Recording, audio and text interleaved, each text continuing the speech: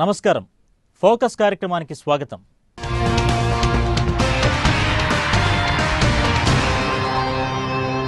న్యాయమూర్తిగా పనిచేసిన వ్యక్తి వివాదాస్పద సమయంలో ఒక పార్టీకి అనుకూలంగా తీర్పు ఇచ్చి న్యాయమూర్తి పదవికి రాజీనామా చేసి ఆ పార్టీ తరపున ఎన్నికల్లో పోటీ చేసి ఎన్నికల్లో గెలుపొంది మంత్రిగా నియమితులు కావచ్చునా?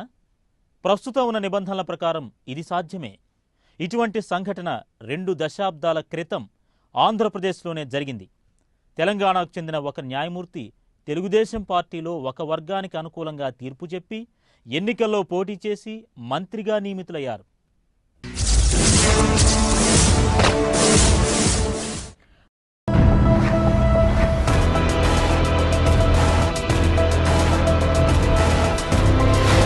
రాజకీయాల్లోకి వస్తున్న అధికారులు, గడువు ఉండాలంటున్న ఎన్నికల సంఘం, ఎన్నికల సంఘంతో విభేదించిన కేంద్రం,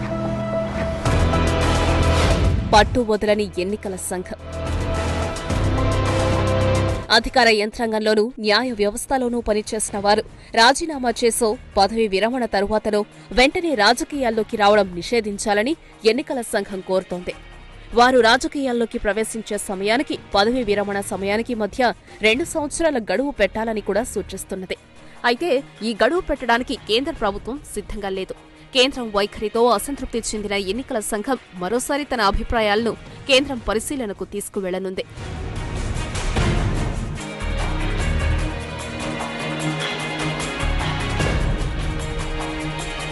జాతీయ ప్రయోజనాలను దృష్టిలో పెట్టుకుని అధికారులు రాజీనామా లేక పదవి విరమణ చేసిన వెంటనే రాజకీయాల్లోకి ప్రవేశించకుండా చూడాలని ఎన్నికల సంఘం గట్టిగా కోరుతోంది. 2012 సంవత్సరంలో ఎన్నికల సంఘం అధికారులకు ఇలా గడువు పెట్టాలన్న ప్రతిపాదన చేసింది. ఈ ప్రతిపాదనపై కేంద్ర ప్రభుత్వం ఇటీవలే స్పందించింది. ఎన్నికల్లో పాల్గొనాలనుకునే అధికారులకు అవకాశం లేకుండా చేయడం వారి హక్కులను ఉల్లంఘించడమేనని, రాజ్యాంగంలోని ఆర్టికల్ 14 అందరికీ సమాన హక్కులను కల్పించిందని కేంద్ర ప్రభుత్వం వాదిస్తున్నది.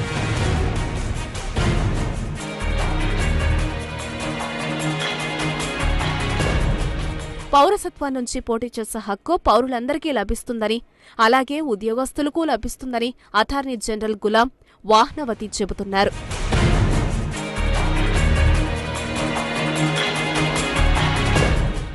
అటార్నీ జనరల్ వాదనతో ఎన్నికల సంఘం ఏకీభవించటం లేదు. సుప్రీంకోర్టు ఎన్నికల సంస్కరణలకు ఉద్దేశించిన ఇటీవల వెలువరించిన 4 తీర్పులతో ఎన్నికల సంఘం ఉత్సాహంతో ఉంది. ఈ అంశాన్ని కూడా సుప్రీంకోర్టు దృష్టికి తీసుకెళితే తీర్పు తమకు అనుకూలంగా వస్తుందన్న అభిప్రాయం ఎన్నికల సంఘం వర్గాల్లో ఉంది. ఈ అంశాన్ని ఎన్నికల సంఘం నేరుగా కాకుండా ఇతర మార్గాల్లో సుప్రీంకోర్టు దృష్టికి తీసుకువెళ్లవచ్చు.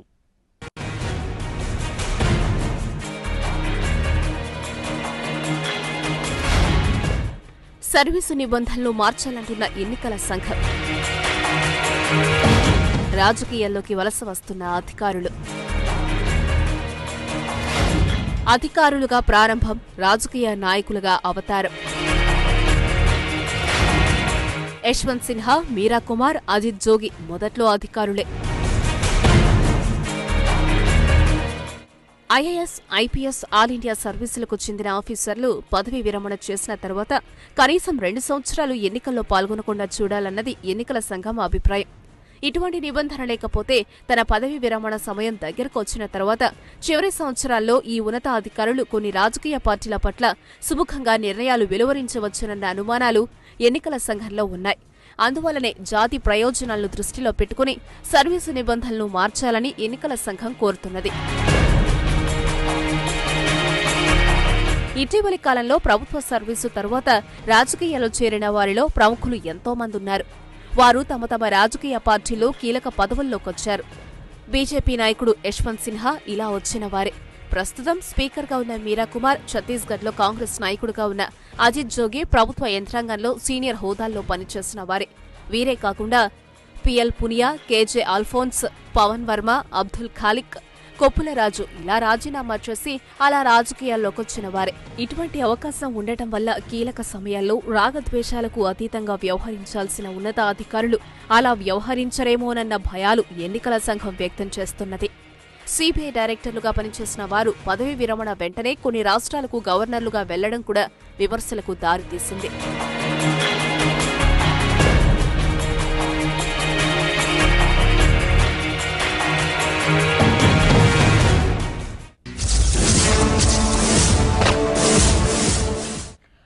నిజానికి స్వతంత్ర ప్రతిపత్తి ఇచ్చిన ఎన్నికల సంఘం వంటి రాజ్యాంగ సంస్థలే రాజకీయ ఒత్తిడికి గురవుతున్నాయి.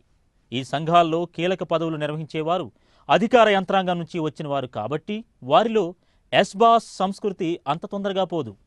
ఐఏఎస్, ఐపీఎస్ అధికారుల నియామకాలు, పదోన్నతులు, బదిలీలు శాసిస్తున్నది అధికారంలో ఉన్న పార్టీలే కాబట్టి ఆ పార్టీ నాయకులతో సాన్నిహిత్యం పెంచుకోవడం తప్పదని ఉన్నతాధికారులు భావిస్తున్నారు.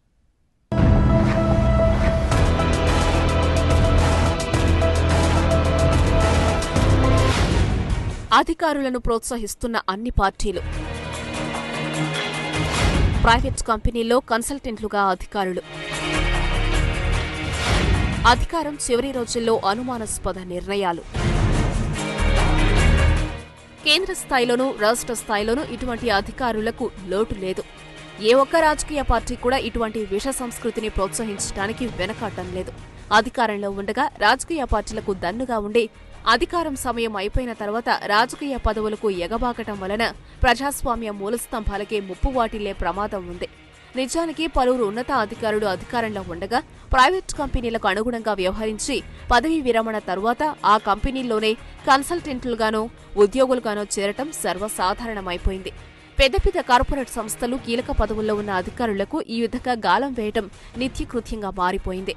ఇదే పనిని రాజకీయ పార్టీలు కూడా చేస్తున్నాయి. దీనిపై నియంత్రణ విధించాల్సిన అవసరం వచ్చింది. ఎన్నికల సంఘం చేసిన ఈ సూచనను చాలా జాగ్రత్తగా గమనించాల్సి ఉంటుంది. అలాగే గడువును 2 సంవత్సరాలకు కాకుండా 5 సంవత్సరాలకు పెంచే అంశాన్ని కూడా పరిశీలించాలి.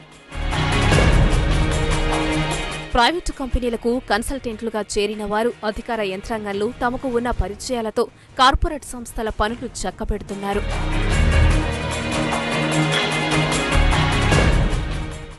ఏ ప్రభుత్వమైనా సజావుగా నడవాలంటే సివిల్ సర్వీస్ అధికారులు నీతి, నిజాయితీతో వ్యవహరించాలి.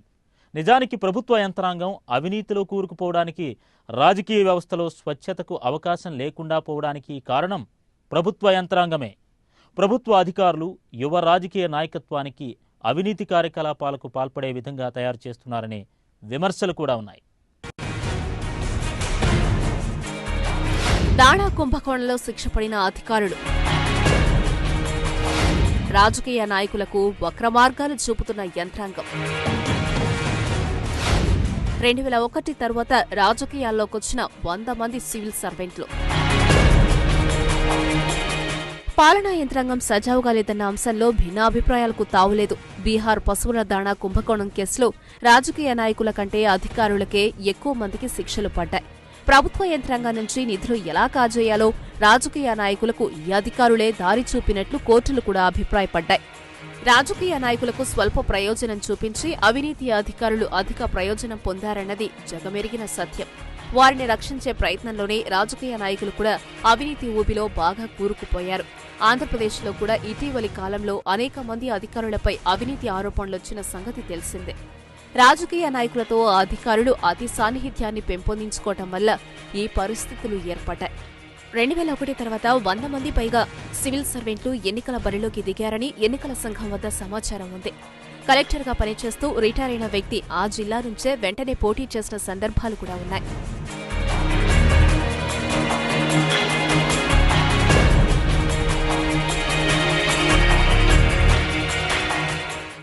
రాజకీయ సంస్కరణలను, పాలనా సంస్కరణలను విడివిడిగా చూడటానికి వీల్లేదు. ఆర్థిక సంస్కరణల అమలును ప్రవేశపెట్టిన ఇండియా రాజకీయ సంస్కరణలను చేయడంలోనూ, పాలనా సంస్కరణలు చేయడంలోనూ బాగా వెనుకంజలో ఉంది. ఈ సంస్కరణలను విడివిడిగా చూడకుండా జవాబుదారీతనాన్ని ప్రవేశపెట్టగలిగితే అనేక సమస్యలకు పరిష్కారాలు లభిస్తాయి. పదవీ విరమణ చేసిన వెంటనే రాజకీయాల్లోకి వచ్చిన వారు గత 5-6 సంవత్సరాలుగా చేసిన నిర్ణయాలను తిరగదోడితే అధికారులకు, రాజకీయ నాయకులకు మధ్య ఉన్న అపవిత్ర కలయికకు సాక్ష్యాధారాలు ఎన్నో లభిస్తాయి.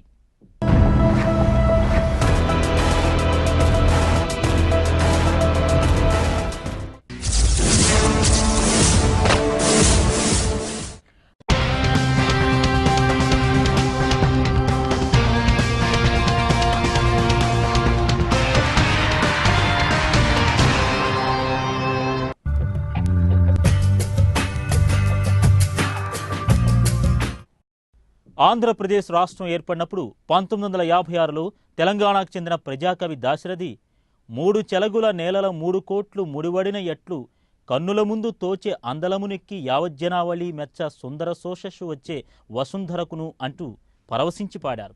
కానీ ప్రస్తుత పరిస్థితులు వేరుగా ఉన్నాయి. తెలంగాణ వాదులు తమకిష్టం లేకుండా తెలంగాణను ఆంధ్ర రాష్ట్రంతో విలీనం చేశారని వాదనకు దిగుతున్నారు.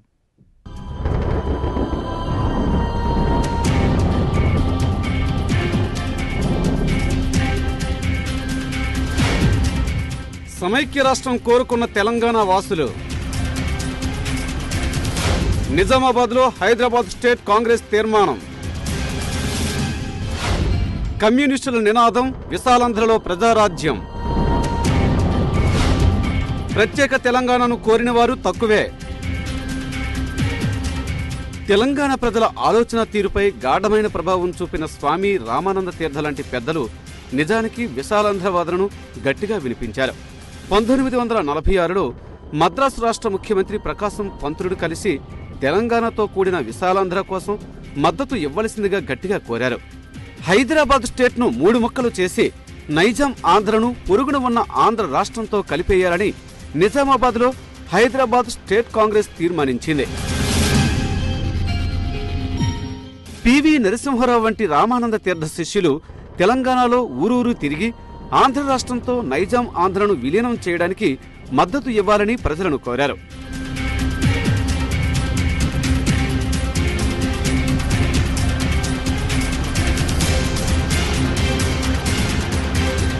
అప్పటికే విశాలాంధ్రలో ప్రజారాజ్యం నినాదాన్ని ఎత్తుకున్న కమ్యూనిస్టులు తెలుగువారందరూ ఒకే రాష్ట్రంలో ఒకే గొడుగు కింద జీవించాలని గట్టిగా ఉద్యమించారు.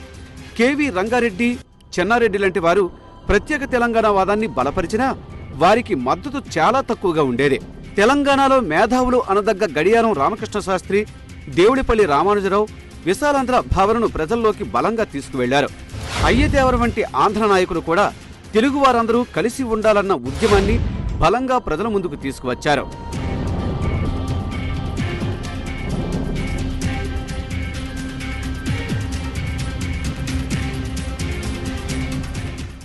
ఫజిల్ అలీ కమిషన్ తెలంగాణను 5 ఏళ్లు విడిగా ఉండనివ్వాలని కోరినప్పటికీ హడావుడిగా 2 అసెంబ్లీలు విలీనానికి అనుకూలంగా 3/2 వంతుల మెజార్టీతో తీర్మానం చేశాయి.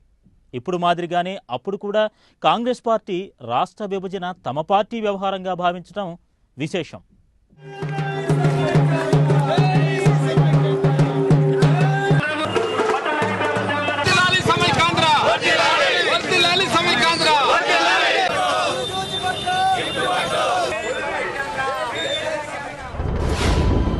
రాష్ట్ర విభజన కాంగ్రెస్ పార్టీ వ్యవహారంగా చూసిన పెద్దలు పెద్ద మనుషుల ఒప్పందంతో విశాలాంధ్ర, ఆంధ్ర తెలంగాణ పేరు ప్రతిపాదన, ఆఖరి క్షణంలో ఆంధ్రప్రదేశ్గా మార్పు, ఆంధ్ర రాష్ట్రానికి చెందిన 4, నైజాం ఆంధ్రకు చెందిన 4, మొత్తం 8 మంది కాంగ్రెస్ పెద్ద మనుషులు కలిపి కాంగ్రెస్ రాజకీయ ప్రయోజనాలను దృష్టిలో పెట్టుకుని కాంగ్రెస్ పార్టీకి చెందిన కేంద్ర పెద్దల కనుసన్నల్లో పెద్ద మనుషుల ఒప్పందం కుదిర్చారు. అప్పుడే విశాలాంధ్రకు మార్గం తేలికైంది. అటువంటి పెద్ద మనుషుల ఒప్పందమే కుదుర్చుకుని ఆంధ్రప్రదేశ్ను ప్రస్తుతం విభజించాలని కొందరు పెద్దలు సూచిస్తున్నారు. అప్పటి పెద్ద మనుషుల ఒప్పందంలో కొత్త రాష్ట్రం పేరు అనే అంశం లేదు. పార్లమెంటులో ప్రవేశపెట్టిన ముసాయిదా బిల్లులో దీనిని ఆంధ్ర తెలంగాణ రాష్ట్రమని పేర్కొన్నారు.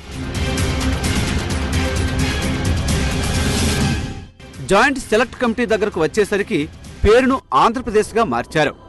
ఆంధ్ర తెలంగాణ పేరును తెలంగాణవాదులు కోరుకున్న మాట నిజమే.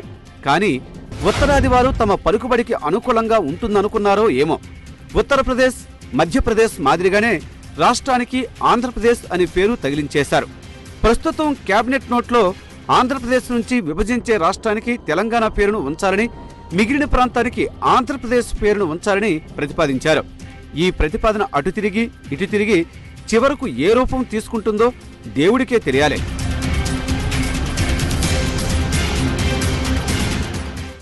మిగిలిన ఆంధ్రప్రదేశ్కు రాజధాని నిర్ణయం చేయటమే పెద్ద అడ్డంకి.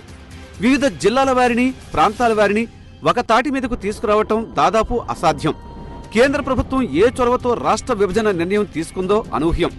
సీమాంధ్రలో ప్రస్తుతం జరుగుతున్న ఉద్యమ తీరు చూస్తుంటే కేంద్రం తొందరపాటు అర్థమవుతోంది.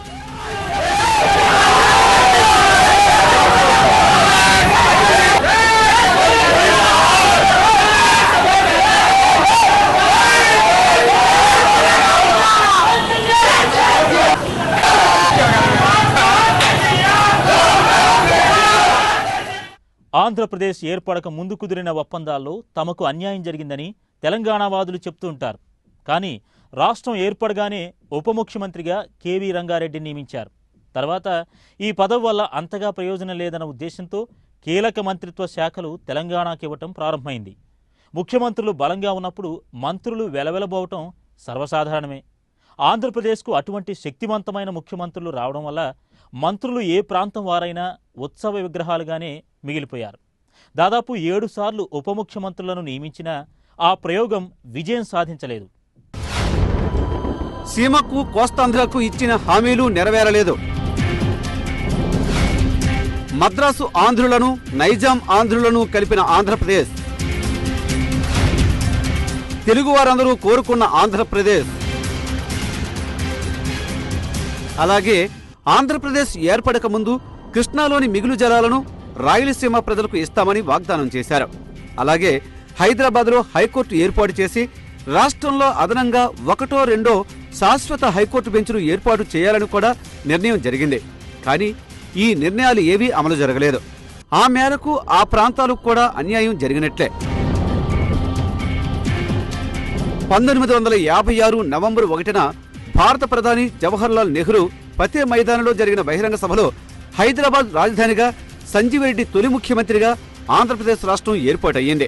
1913లో ఆంధ్రోద్యమ నిర్మాతలు కలలు కన్న విశాలాంధ్ర 43 ఏళ్ల తర్వాత వాస్తవ రూపం ధరించింది. దాదాపు 300 సంవత్సరాలు వేరైపోయి ఎవరికి వారిగా జీవిస్తూ అపరిచితులుగా ఉన్న మద్రాస్ ఆంధ్రుడు, నైజాం ఆంధ్రుడు ఒకే గొడుగు కిందకు వచ్చారు. అప్పుడున్న ముక్కోటి ఆంధ్రుడు ఉమ్మడి కుటుంబంలో సభ్యులయ్యారు. దానిని పర్వదినంగా తెలుగుజాతి ప్రజలందరూ భావించారు. అందుకనే సర్కారాంధ్రుడు, రాయలసీమ, తెలంగాణము 3 కలిసి అంతా ఒక్కటే. ఆంధ్రుల మంచును ఢంకా మీద దెబ్బ కొట్టుచు చాటర వెనుక ఆంధ్రుడవైతే అని కవులు ఢంకా బజాయించారు.